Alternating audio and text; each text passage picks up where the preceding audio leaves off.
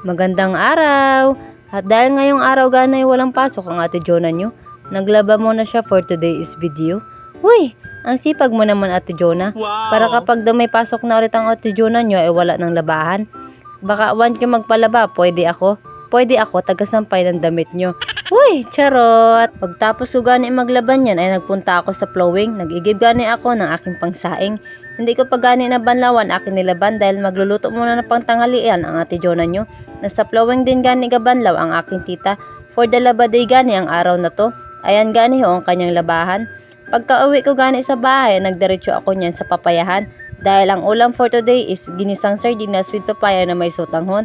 May natira pa kasing isang sardinas sa grocery natin. 2 papaya lang gani na maliit ang kinuha natin. Kami lang din naman ang asawa ng kuya ko ang kakain. Papaya lang gani ho ang naisip ko na ilahok sa sardinas natin.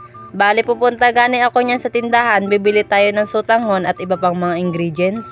Nabili na din gani natin ang sotanghon, tas binigay ko na din ang bayad. And andyan na din ang ating mantika. Ito ganing Ate Jonah nyo ay patanga-tanga.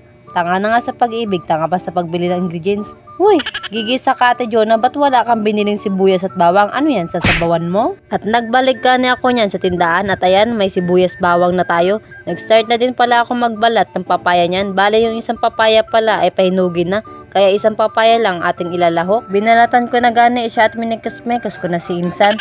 Pang low budget lang pala gani ang ulam natin ngayon. Kayang-kaya ng bulsa. Uy! Bilisan ko na gani pagkagayat ko yan. Baka abutin pa tayo ng 1 taon sa pagagayat.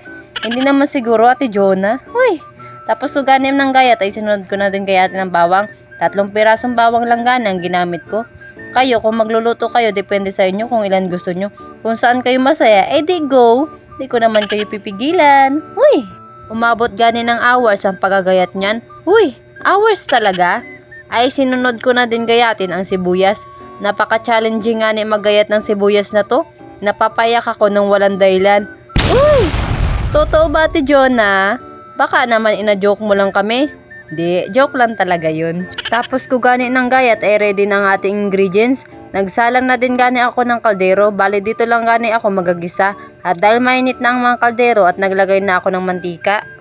Dahil naglagay na tayo ay sinunod ko ng igisa ang sibuyas at bawang. Bali pinagsabay ko na pala gani ito.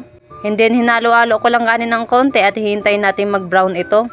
At dahil gani brown ng ating sibuyas at bawang ay sinunod ko na gani ang ating sardinas. 1 piraso lang gani ang gamit natin dyan at kulay red pa. Hinalo-halo ko lang gani ito para magisa. After gani nating halu-haluin, parang pag-ibig nyo, ay, ba't may ganun? Ay sinunod ko na ganing lalagyan ng tubig.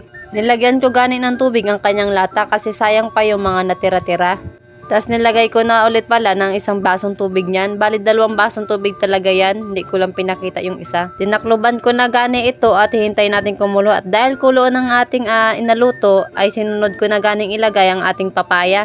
Bali kaunti lang gani yan kasi sakto lang din naman sa amin. Tinakloban ko na gani ulit siya para malutong papaya. At dahil kumulo na ulit ang ating inaluto ay naglagay na tayo ng pampalasa. Una ko palang nilagay ay asin at sinunod ko naman ang magic sarap. Pagtapos ko ganing lagyan ng magic sarap ay halo-halo ko lang gani ito ng ilang oras. And then pagkatapos ko ng halo ay tinikman ko na din pala ito. Pagtapos ko gani ng tikman ay okay na ang lasa at sinunod ko naman ang papaya kung malambot na ba talaga. At dahil malambot na ating papaya ay sinunod ko na ang sotanghon. Pinaluto ko na pala ito na mabuti at tinakluban ko na. Bago pala matapos ang ating video, don't forget to follow, like, and share para sa mga susunod pa nating i-upload na video. Maraming salamat! Finally guys, ayan, luto ng ating ginisang sardinas with papaya na may sotanghon. So hanggang dito na lang. Bye! Love you all!